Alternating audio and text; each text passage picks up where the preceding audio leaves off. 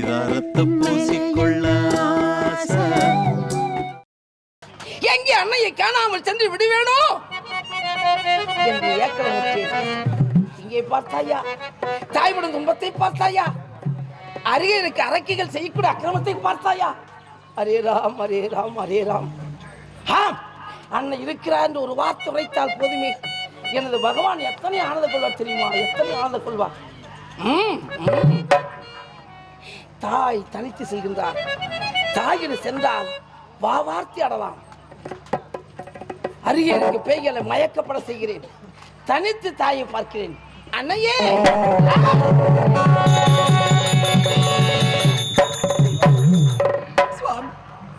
இனி காலமெல்லாம் இந்த அசோகவனத்திலே ராமா ராமா என்று நான் கண்ணீர் விட்டு கதறியிருந்தாலும் என் சுவாமி வந்து அரக்கனை அடித்து என்னை சிறைவிட்டு செல்வதாக தெரியவில்லை.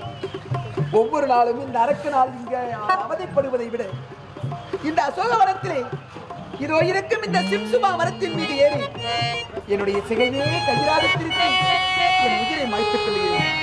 சுவாமி உங்களை விட்டு பிரியக்கூடாது, உங்களோடு வாழாலே ஒன்றாக வாழ வேண்டும் என்றே உங்கள் பெண் தொடர்ந்து வந்தேன் காட்டிற்கு.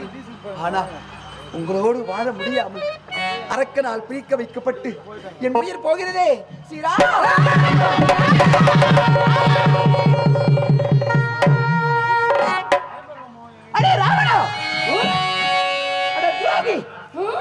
உனக்கு நான் என்னடா தீங்கு செய்தேன்? இந்த உலகத்திலே என் சுவாமியோடு ஒன்று சேர்ந்து வாழத்தான் விடவில்லை, இந்த உலகத்தை விட்டே நான் சாகவும் விடவில்லையே. நான் என்னடா பாவம் செய்தேன் ராவணா? நான் ராவணனா?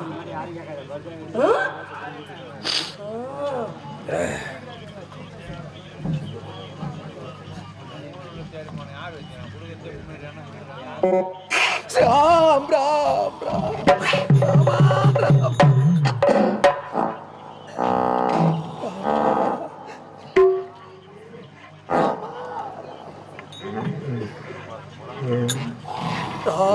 ராம் ராம்.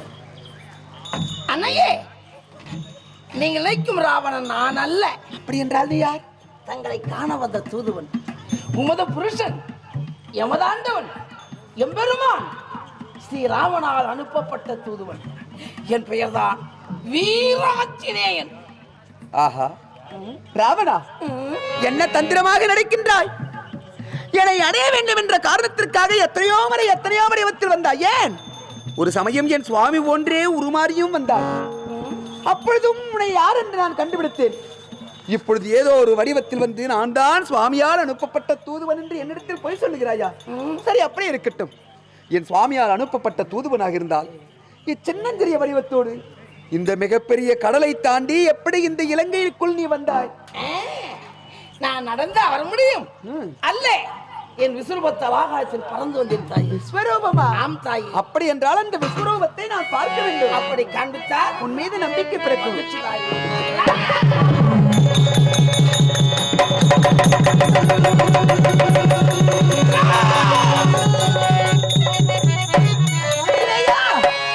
போதுமப்பா, போதும் போதும் போதும். கனவாயு புத்திரனே, கடல் கடந்த மாயனே, காம்பீரி அருமானே, தரிராம தூதரே,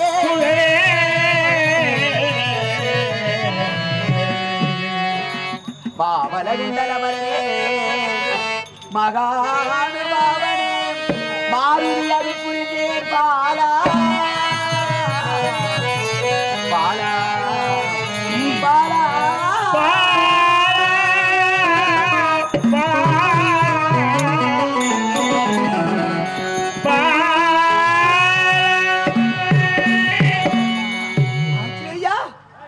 உன் உருவத்தை சிறைக்கிக் கொள்ளப்பா. நீ யார் என்பதை நான் உணர்ந்தேன். என் சுவாமி எங்கே இருக்கிறார்? எந்த நிலையில் இருக்கிறார்?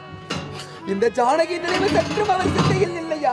என்னை மறந்து விட்டாரா ஆஞ்சநேயா? அபச்சாரம், தங்களை மறப்பதா? எப்போது பார்த்தாலும் சீதா சீதா என்று தங்கள் நினைவே பகவானுக்கு பெரிதா இருக்கிற தாயே. தங்களை தவிர, தங்கள் நினைவை தவிர பகவானுக்கு வேற எந்த குறையுமே இல்லை. அவர் நலமாகவே இருக்கின்றார். என் சுவாமி எனக்காக ஏதாவது சொல்லி அனுப்பினாரா? அத்தனையும் உரைத்தார். அத்தனையும் சொல். சிலவற்றை கூறுகிறேன். தாட்டக சம்மானம் விட்டு காட்டிற்கு வந்தாராம்.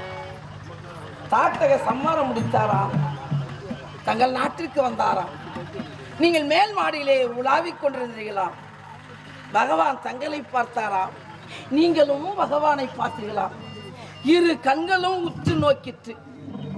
இதை ஒரு அத்தாட்சியாக கூர்ந்து வைத்தார். பிறகு என்ன வைத்தார்? அது மட்டும்தானா? அன்னையே, தங்கள் இருவருக்கும் திருமணம் நடக்க வேண்டும் என்றால் சுயவரத்திலே இந்த வில்லை யார் ஒரு வளைக்கின்றாரோ அவருக்கே பெண் என்று முடிவெடுத்தார்கள்.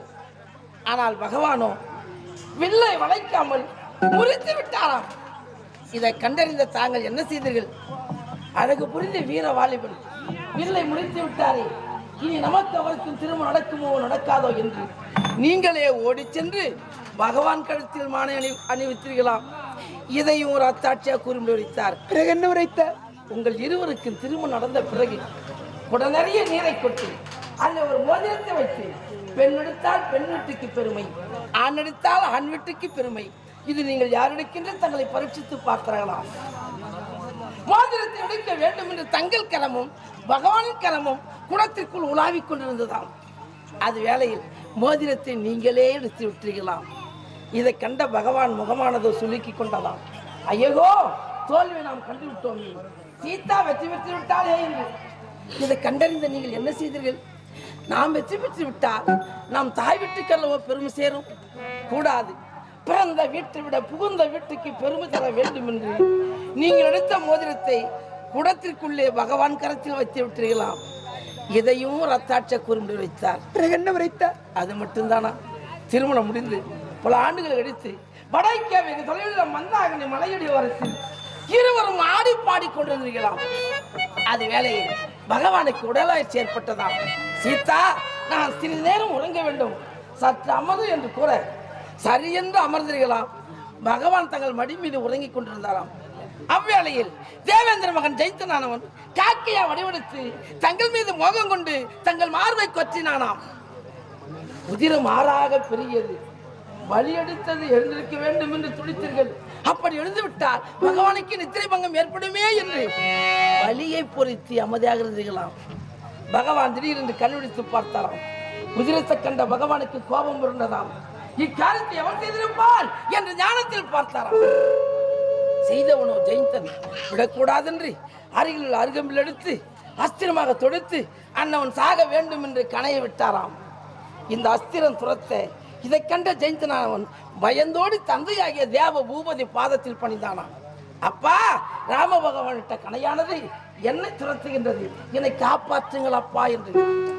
அதற்கு தேவ பூபதி, ஜெயந்தா, நீ செய்தது கொடுமையிலும் கொடுமை, மன்னிக்க முடியாத கொடுமை. ஆகையால் அங்கே சென்று அவரையே பணிந்து விடு, உனக்கு ஏதாகிற உயிர்ப்பிச்சை தருவார் என்று கூற ஓடிய ஜெயந்தன் ஓடி வந்து பகவான் பாதத்தில் பணிந்தானாம். பணிந்தவனை சும்மாவா விட்டார்? ஒரு கண் எடுத்து விட்டு ஒரு கண்ணோடு சொர்க்கலோகம் அனுப்பினாராம். இதையும் ரத்தாட்சியா கூர்ந்து வைத்தார். பிறகு என்ன வைத்தார்? அது மட்டும்தானா?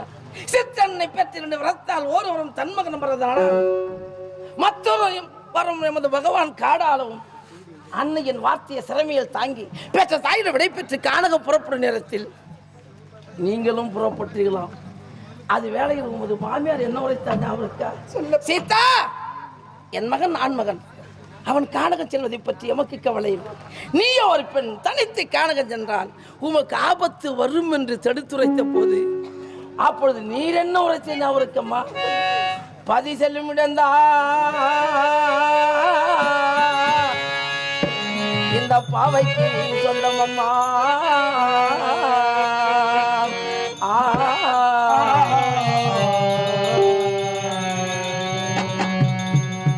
என் பதி செல்லும் இடந்தான் இந்த பாவைக்கு சொந்தமம்மா என்றுரைத்த வார்த்தை கேட்டு போய் வா அம்மா என்ற மாமி.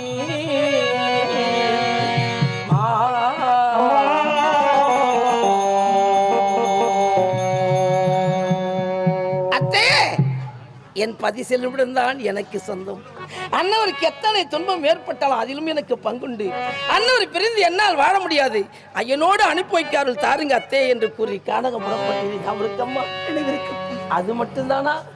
நான் வளர்த்த பச்சை கிளிக்கு, நான் வளர்த்த மைனா குருவிக்கு பாலூட்டி வளரும் அம்மா அம்மா